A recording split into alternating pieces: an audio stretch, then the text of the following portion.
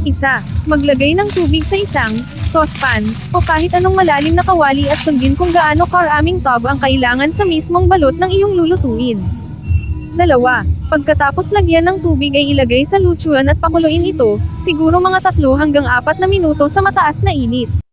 3. Kapag kumulo na ay ilagay na ang instant noodles sa kawali at lutuin ito ng mga 3 hanggang 4 na minuto na nasa mataas pa rin na init. 4. Kapag ito'y malambot na, maaari kang kumuha ng isang strand ng noodles at kainin. Kapag may katigasan pa o chewy, panitilihin ang pagluluto pero kapag medyo malambot na pero mayroon pa ring konting kagat na mararamdaman, pwede na iyon.